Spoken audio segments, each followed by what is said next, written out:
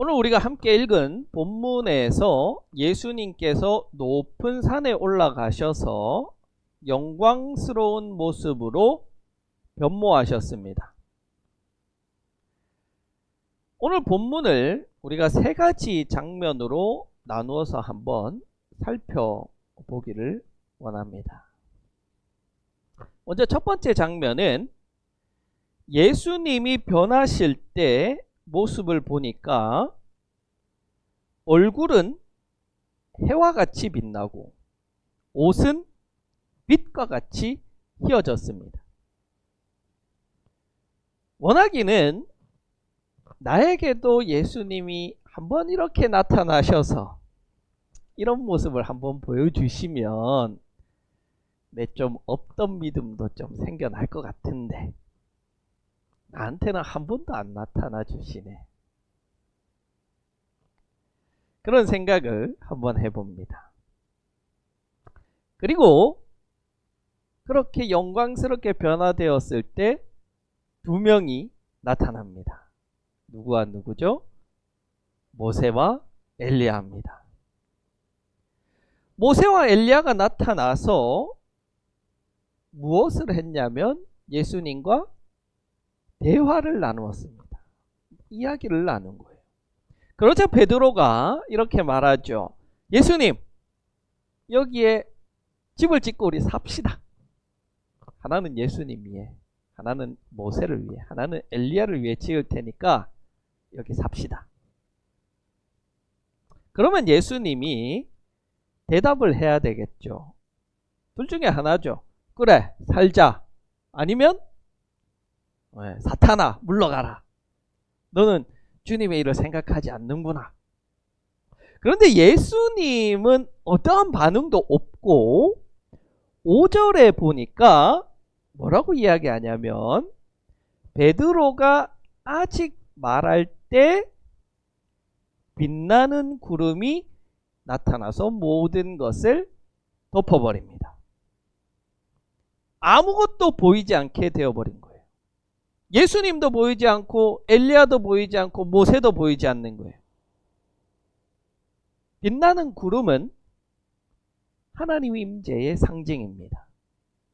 출애굽기 40장 34절 한번 찾아봅시다. 제일 빨리 찾는 사람이 한번 읽어봅시다. 출애굽기 40장 34절.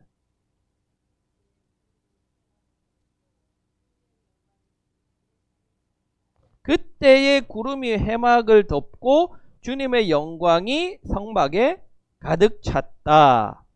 지금 40장은 성막 봉헌식이에요. 이 성막 봉헌식 때 하나님의 영광이 충만하게 이 성막에 임하니까 어떤 일이 일어났어요? 구름이 해막을 덮어버리는 거예요.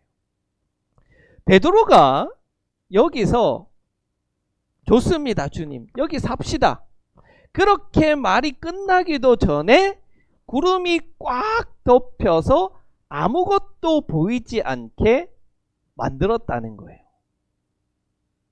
이것은 무엇을 의미합니까? 지난 시간 예수님께서 베드로를 어떻게 하셨냐면 돌이키셨어요.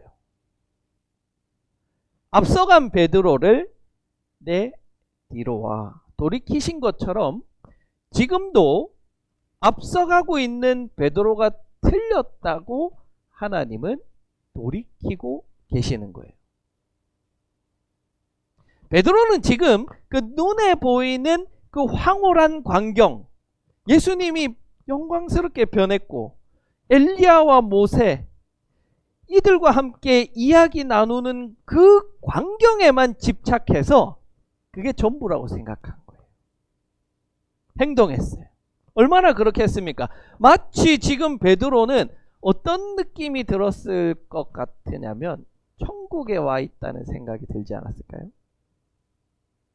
이미 자신이 천국에 와 있으니 집을 짓고 여기 살고 싶다는 거예요. 그러나 하나님은 지금 베드로가 눈에 보고 있는 것을 싹 감추어 버리십니다. 보지 못하게 만드는 거예요. 왜? 보는 것에 현혹되지 말라는 거예요. 보이는 것에 현혹되지 말라는 거예요. 눈에 보이는 그게 전부가 아니라는 말입니다. 지금 베드로는 놓치고 있는 게 있어요. 바로 예수님이 모세와 엘리야와 대화를 나누고 있잖아요. 이걸 놓치고 있는 거예요. 무엇을 이야기하고 있느냐, 이걸 들어야 되는데 그건 듣지 않고 그냥 보이는 멋진 모습에만 집착하고 있는 거예요. 그러면 왜 하필 엘리야와 모세가 나타나서 예수님과 이야기를 했는가? 무슨 이야기를 했는가? 이사야 선지자도 있고 사무엘 선지자도 있고 생각해야죠. 베드로는 생각했어야 되는 거예요. 왜 엘리야가 나타났을까? 모세가 나타났을까? 그리고 그들은 무슨 이야기를 했을까? 베드로는 원래 생각이 없죠. 그냥 그 광경만 보고 멋지다, 살고 싶습니다. 하나님은 그러자 그 보이는 것들을 싹 감추어 버리십니다. 자, 그러면 우리는 생각해 봅시다. 왜 엘리야와 모세가 이 자리에 등장했을까? 모세는 율법을 대표하는 인물입니다. 율법서. 엘리야는 예언서를 대표하는 인물입니다. 예수님이 구약 성경을 지칭할 때 뭐라고 이야기하냐면 율법과 선지, 이렇게 표현해요. 율법과 선지라는 것은 결국 구약 성경 전체를 가리키는 말입니다. 율법과 예언서가 나타나서, 구약 성경이 나타나서 지금 예수님과 대화하고 있는 거예요. 이야기를 나누는 거예요. 뭐가 중요합니까? 뭐가 궁금합니까? 무슨 말을 했을까? 무슨 말을 했을까? 이게 궁금하고 이게 중요한 거예요. 그런데 베드로는 엘리야다, 모세다, 신기하다, 눈에 보이는 것에만 집착했기 때문에 하나님이 가려버린 거예요. 눈에 보이는 것에만 현혹되지 맙시다. 그 내용이 중요해요. 그런데 마태는요, 그 내용을 우리에게 알려주지 않아요. 그런데 누가는 알려줍니다. 찾아봅시다. 누가복음 9장 31절. 제일 빨리 찾는 사람이 또 읽어봅시다. 누가복음 9장 31절.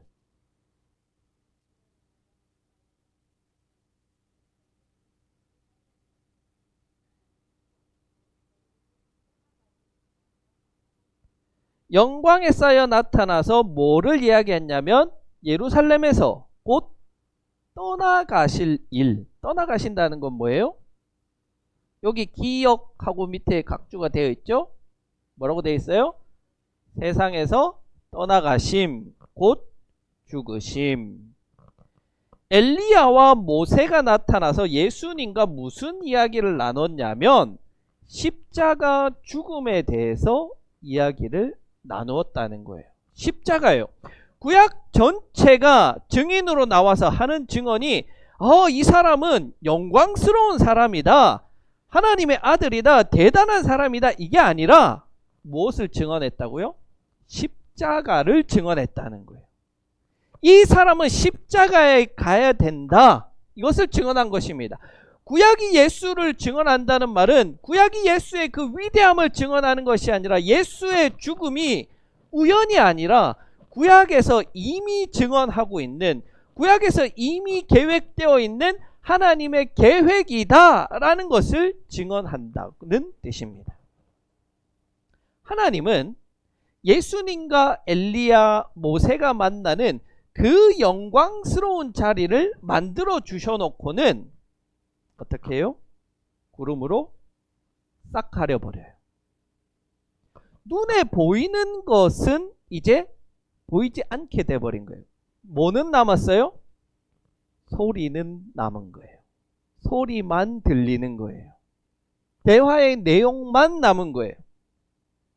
하나님은 눈에 보이는 것 보지 말고 뭘 하라는 거예요?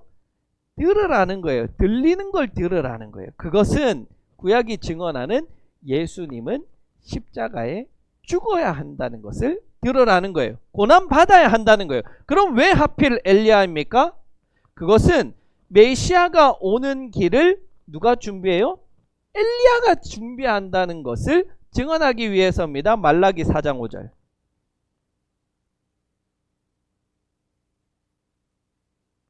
구약성경 제일 마지막 책이죠. 읽어봅시다.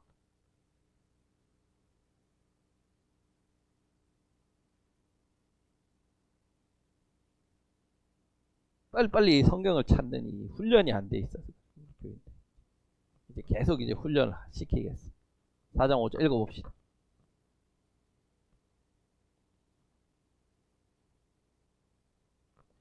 크고 두려운 날이 올 거예요. 그거는 무슨 날이에요? 메시아가 오는 날입니다. 메시아가 오기 전에 누가 와요? 엘리야가 와야 된다는 거예요. 엘리야가 와야 된다는 거예요. 자, 그러면 제자들은 예수님에게 묻는 거예요. 예수님이 그럼 메시아면 누가 와야 돼요? 엘리야가 먼저 와야지 예수님이 메시아라는 게 증명되는 거 아닙니까? 그러면 엘리야는 누굽니까? 그러자 예수님 뭐라고 대답해요? 엘리야는 이미 왔다. 이미 왔는데 누구예요? 세례 요한이다. 그러면서 예수님이 뭐라고 이야기하시냐면 12절에서 요한이 함부로 대하여졌듯이, 요한은 어떻게 되었습니까? 헤롯에게 목이 잘려 죽었죠. 그것처럼 인자도 고난을 받을 것이다 말씀하세요. 17장의 영광스러운 예수님의 변모는 우리가 영광으로만 읽으면 하나님께서 우리의 눈을 가려버려요. 높은 산에서 예수님의 변화된 모습은 영광으로만 읽으면 틀린 거라는 거예요. 그럼 뭐냐면 그건 고난이에요. 순환이에요. 예수님의 죽으심이에요. 산 위에서 나타난 엘리야는 빛난 영광 가운데 모세와 나란히 예수님과 마주 앉아서 대화를 나눕니다. 그런데 진짜 엘리야, 메시아의 사역을 준비하는 엘리야 세례 요한은 헤롯의 생일잔치에서 목이 잘려 죽었습니다. 이것이 하나님 나라가 역사 속에 실제로 걸어가는 방법이에요. 하늘에서는 영광이지만 땅에서는 몰이해와 죽음과 고통입니다. 예수님은 그 자리에서 분명히 말씀하세요. 인자도 나도 이와 같이 그들에게 고난을 받을 것이다. 엘리야가 그렇게 고난받았듯 나도 고난받을 것이다. 구약이 증언하고 있듯 나는 십자가를 져야 한다. 이게 바로 영광의 모습이에요. 영광의 예수는 빛나는 모습 가운데 멋지게 있는 것이 아니라 십자가에 달린 예수가 영광의 예수요. 고난받고 순환받는 예수가 영광의 예수입니다. 하나님은 이미 구약에서 그것을 각본으로 다 짜놓으셨다는 거예요. 그래서 십자가 없는 영광은 반쪽짜리다. 십자가 없는 영광은 우리를 구원할 수 없다라고 말씀하고 있습니다. 우리는 베드로와 같은 실수를 계속해서 저지릅니다. 영광만 구하는 거예요. 영광스러운 자리에만 있기를 원합니다. 제가 예전에 기존의 교회들 있으면서 참 느끼는 것이, 어떤 사람들은요 자기가 장로라고 막 거들먹거리고 마치 무슨 다스리는 그 사람처럼 행세하는 그런 꼴볼견을 제가 많이 봤어요. 어떤 사람은 자기가 대형 교회 목사라고 작은 교회 목사님들 무시하는 사람들도 있어요. 우리 교회에는 찬양대가 없습니다. 성가대가 없어요. 앞으로도 없고 영원히 없을 겁니다. 교회에서 가장 영광스러운 자리는 누구냐면 찬양대예요. 박수 받죠. 좋은 자리예요. 하나님께 영광이 됩니다. 그래서 교회마다 찬양대는 누구나 하고 싶어하는 자리인데 주일학교 교사는 아무도 하기 싫어요. 제가 그래서 전도사 할 때 매년 이 교사 구하러 다니는 게 일이었어요. 고난의 자리죠. 요즘 금쪽이들 얼마나 많아요. 진이 빠집니다. 찬양대 한다는 핑계로 헌신과 봉사는 하지 않는 거예요. 하나님은 그런 자들을 구름으로 덮어버리시는 거예요. 순환과 고난과 십자가 없는 영광은 없습니다. 우리도 지금 당장은 대단한 영광은 없죠? 우리가 뭐 예수 믿는다고 무슨 대단한 영광이 있습니까? 작은 교회 다니는 것 자체가 순환과 고난과 십자가죠. 어떤 사람들은요, 자기가 큰 교회, 대형 교회 다니는 것을 자기의 영광으로 여기는 사람들도 있어요. 그러나 고난 없는 영광은 하나님이 덮어버리시는 거예요. 감추어 버리는 거예요. 반드시 십자가의 고난과 순환이 있어야 영광이 오는 겁니다. 예수님이 산에서 내려와서 제자들에게 말씀하세요. 9절입니다. 아무에게도 말하지 말아라. 지금 이 영광을 세상에 발표해 봐야 사람들은 오해하는 거예요. 영광만 붙들고 앉아있게 되는 거예요. 십자가 없는 영광만 붙잡고 예수를 정치적 메시아, 능력의 메시아, 우리의 배고픔을 채워줄 메시아로만 만들어 버리는 거예요. 그러니 예수님은 제자들에게 지금은 침묵하라 말씀하세요. 영광에 관해서 말하지 마라. 그럼 언제 할 거냐? 십자가 사건 그 다음에 말하라는 거예요. 십자가를 지나서 부활할 때 비로소 이 영광과 십자가가 하나의 완성된 그림으로 이해될 수 있고 그때야 온전히 영광을 선포할 수 있습니다. 십자가 없는 영광은 헛된 거예요. 그렇다면 이제 우리는 베드로의 이 실언, 주님 여기가 좋습니다. 이걸 우리가 다시 한번 돌아봐야 되는 거예요. 저는 이 말이 단순히 베드로가 성질이 급한 사람이라서 이렇게 말했다고 생각하지 않습니다. 이것은요, 우리 신앙인들이 품는 아주 오래된 유혹이에요. 영광스러운 자리에만 있고 싶어하는 마음, 높아지려고 싶어하는 마음, 대접받고 싶어하는 마음. 그러나 본문은 단호하게 말합니다.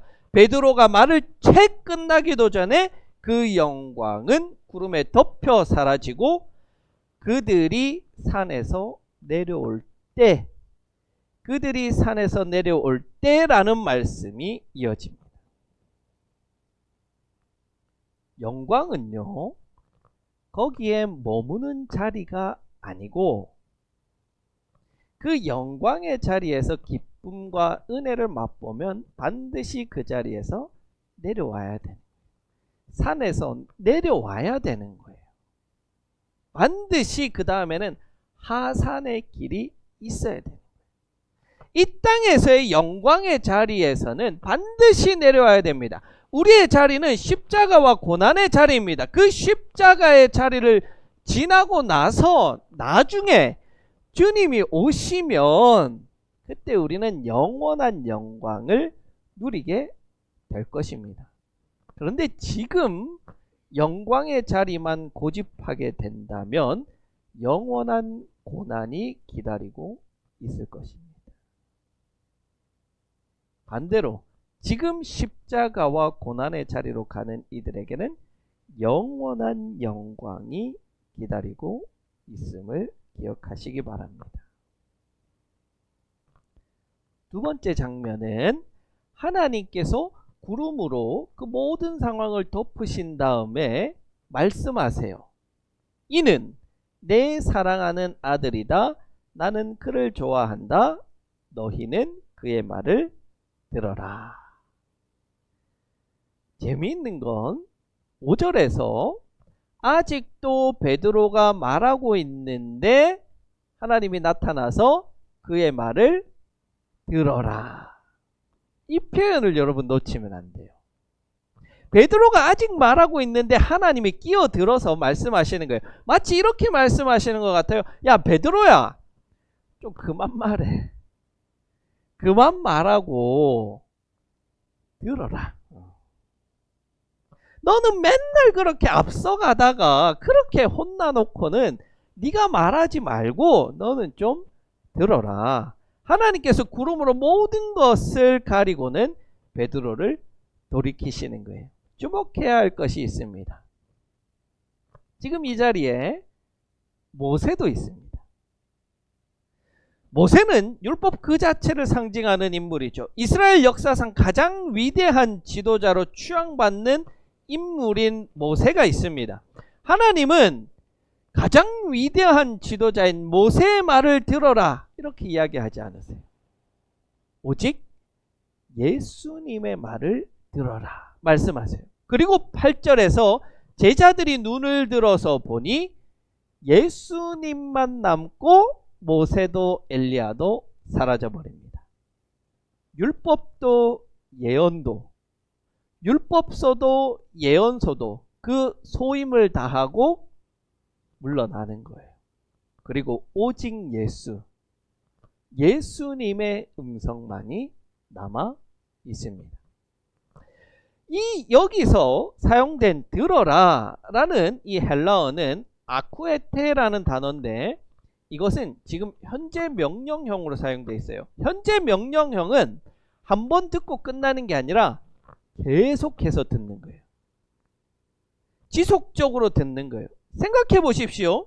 지금까지 베드로가 무엇을 했냐면 16장에서 예수님이 십자가 지고 내가 죽겠다. 그러니까 베드로가 안 됩니다.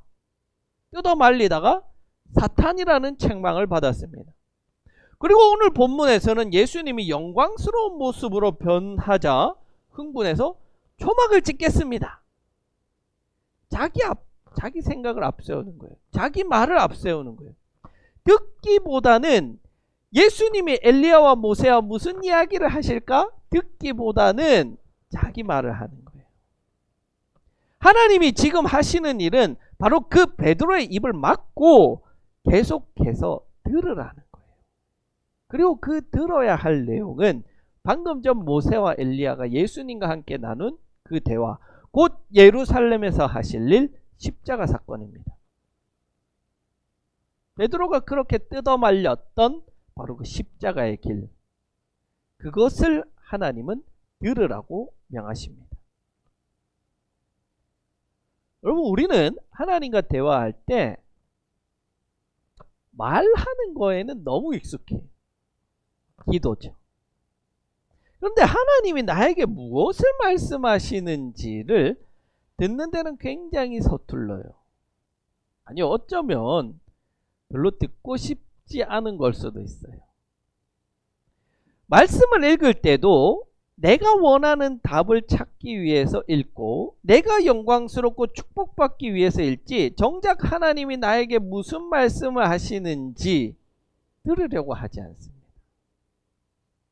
우리는 한번 신앙생활 나의 모습을 점검해 볼 필요가 있어요. 나는 하나님께 내 말을 많이 하는 사람입니까? 아니면 하나님의 말씀을 많이 듣는 사람입니까?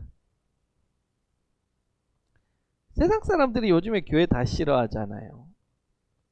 그리고 성당은 좋다 그래요. 그 이유가 뭐냐고 그러냐면 교회는 너무 시끄럽다는 거예요. 거룩하고 엄숙한 분위기 속에서 하나님의 말씀을 들어야 하는데 온통 사람의 말로 이 교회가 가득 차니까 이게 종교인지 사교 모임인지 알 수가 없다는 거예요. 그래서 우리는 신앙생활 때 좀 말을 줄이고 예수님 말씀, 하나님 말씀, 성경이 증언하는 말씀을 들어야 됩니다. 들을 때 편합니다. 그렇게 성급하게 나서던 베드로가 나중에는 초대교회를 이끌어가는 참 훌륭한 리더로 역할을 하고 끝내는 십자가에 거꾸로 달려 죽는 순교의 자리에게까지 가는 그 진정한 제자, 고난과 순환과 십자가로 영광을 완성하는 사람이 됩니다. 어떻게 그렇게 되었을까요? 이렇게 성질 급하던 자, 자기의 영광을 구하던 자가 어떻게 그렇게 되었을까요? 베드로는 들었습니다. 마지막으로 말씀을 하나 찾아볼까요? 베드로의 증언, 베드로후서 1장 16절에서 18절입니다. 베드로가 이 사건을 이야기합니다. 1장 16에서 18절.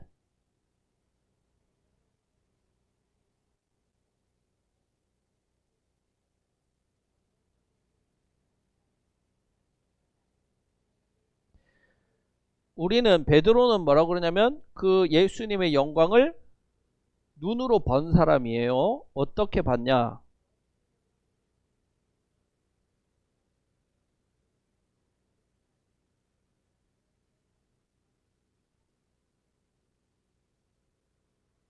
바로 오늘 사건을 정확하게 이야기하고 있죠. 그러면서 18절에 이렇게 결론 내립니다.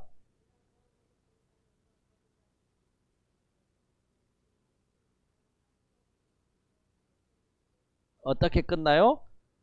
들었습니다. 베드로는 이제 들은 거예요. 말을 하던 사람이 이제는 듣는 겁니다. 이 문장을 쓰는 베드로는 이제 더는 예전의 베드로가 아닌 거예요.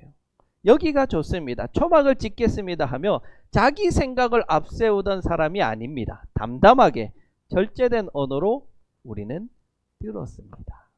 그렇게 증언합니다. 말하기 전에 들었고 이해하기 전에 침묵했고 부활을 지난 뒤에야 비로소 입을 열었습니다. 예수님께서 명령하신 그대로입니다. 산 위에서 침묵을 명령받았던 사람이 훗날 정확하게 그대로 그 삶을 살아낸 것입니다. 말이 앞서던 사람이 마침내 들을 줄 아는 증인이 된 것, 이것이야말로 이 본문이 우리 각자에게 원하는 변화된 모습입니다. 설교를 통해 하나님 말씀을 들으시고 매일 큐티를 통해 하나님 말씀을 들으시고 지난주에 임 집사님 고백한 대로 장의사의 그 충문을 통해서도 하나님 말씀을 들으시고 자연을 통해서도 말씀하시는 하나님 말씀을 들을 수 있는 여러분이 되기를 원합니다. 마지막 세 번째 장면에서 결론으로 나아갑니다. 산에서 내려갑니다.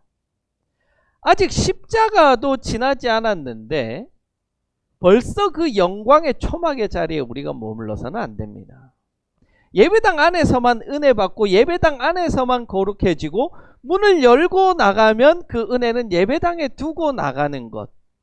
주일에는 우리가 눈물을 흘리고 찬양하다가 월요일에는 똑같이 화내고 똑같이 짜증내고 똑같이 분노하고 똑같은 가치관으로 살아갑니다. 신앙이 삶의 그 힘겨움에서 도피하는 감정적인 위로의 도구로 전락해버리는 거예요.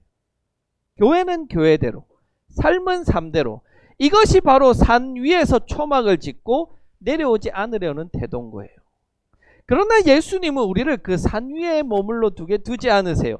산을 예수님이 먼저 내려가십니다.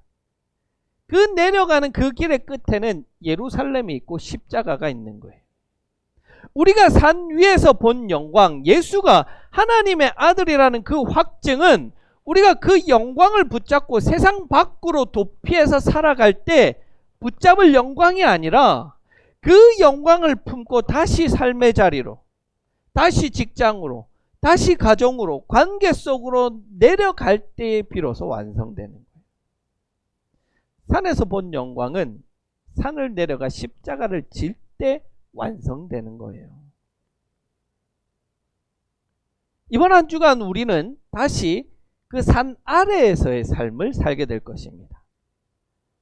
지난주와 똑같은 직장, 가정, 똑같이 만나는 사람들, 똑같은 상황들이 우리를 기다리고 있습니다. 그때 우리는 산 위에서 본 그 빛나는 얼굴, 그 흰옷, 그 벅찬 감격이 이제는 눈앞에 없어요. 그 현실은 얼마나 이 추악하고 더럽습니까? 그러나 이제 우리는 들은 사람들입니다.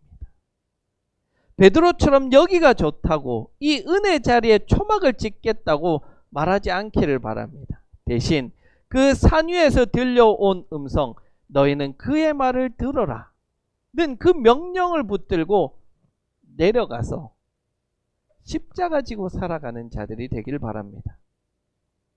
신앙은요, 특별한 영광의 자리, 특별한 은혜의 자리, 어떤 특별한 경험의 순간에 머무는 것이 아니라 그 순간 들은 그 음성을 가지고 삶을 살아내는 거예요.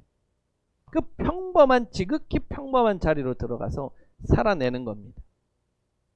우리가 오늘 예배당 문을 나서며 붙잡아야 할 것은 감격의 여운이 아니라 듣는 습관입니다.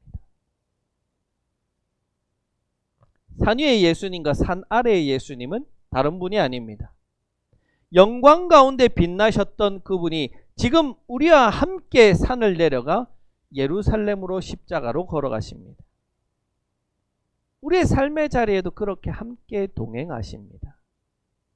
그러니 우리가 살아낼 이번 한 주는 영광이 사라진 자리가 아니라 영광이 감추인 채 십자가의 방식으로 이어지는 자리입니다. 지금은 침묵할 때입니다. 요란하게 말하기보다는 조용히 들으며 걸어갈 때입니다.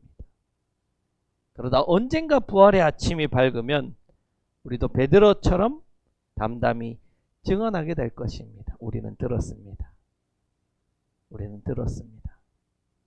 그날까지 이 산 아래의 삶 속에서 계속해서 들으며 살아가는 여러분이 되시기를 간절히 축원합니다.